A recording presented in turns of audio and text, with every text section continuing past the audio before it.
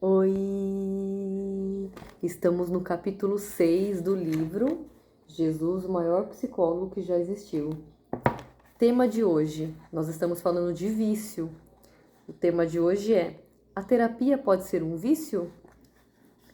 Confiai em Deus. João, capítulo 14, versículo 1. Nem todo mundo que procura terapia realmente deseja lidar com os seus verdadeiros sentimentos. O objetivo de algumas pessoas é simplesmente fazer com que os seus problemas desapareçam, sem de fato procurar entendê-los. Quando a terapia é usada dessa forma, ela corre o risco de se tornar uma espécie de droga viciadora. A tentativa de evitar sentimentos difíceis conduz ao vício, não à genuína expressão deles. Júlia foi criada em uma cidade conservadora do meio-oeste, onde aprendeu a importância de uma boa ética de trabalho junto aos valores religiosos tradicionais. Ela é conscienciosa a respeito de tudo que faz e sempre mantém a palavra quando assume um compromisso. Seu relacionamento com a mãe foi horrível. Ela tem dificuldades de relacionar-se com o marido, mas recusa-se a admitir que a mãe e o marido tem qualquer parcela de culpa na infelicidade da sua vida.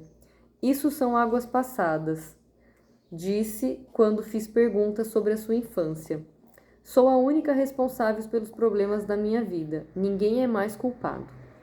Apesar de sentir-se mal, Júlia não conseguia imaginar como poderia modificar a sua vida. Júlia era excessivamente responsável. Ela se culpava por tudo que estava de errado na sua vida. Não procurou a terapia para entender seus sentimentos, pois achava que já os entendia. Ela acreditava que estava errada e apenas queria que eu lhe dissesse como se comportar para melhorar a situação. Havia muitas coisas que Júlia precisava entender a respeito de si mesma, mas era difícil convencê-la disso. Por exemplo, ela se sentia culpada com relação ao seu relacionamento com a mãe e com o marido, assim como a respeito de muitas coisas na vida, e culpava-se com um tipo inconsciente de autopunição. Infelizmente, Júlia estava querendo usar a terapia para eliminar esses sentimentos em vez de trazê-los à tona. A terapia é extremamente útil para pessoas que chegam à conclusão de que não têm respostas para o seu problema e desejam entendê-los. Júlia estava convencida de que fazer perguntas sobre os seus sentimentos ou o seu passado era uma perda de tempo. Muito bem, eu me sinto triste a respeito disso, disse ela quando descobrimos seus sentimentos com dor em relação ao seu casamento. Então, o que é que eu posso fazer diferente? Ela se preocupava em mudar o seu comportamento, sem perceber que suas atitudes provinham de sentimentos que precisavam ser examinados. Ela estava convencida de que se concentrar nos sentimentos só iriam piorar as coisas. A terapia de Júlia começou a funcionar melhor quando finalmente foi capaz de abrir-se aos seus sentimentos mais profundos e acreditar que esse procedimento a ajudaria a crescer. Embora não pudesse percebê-lo, ela estava antes tentando usar a terapia como um vício.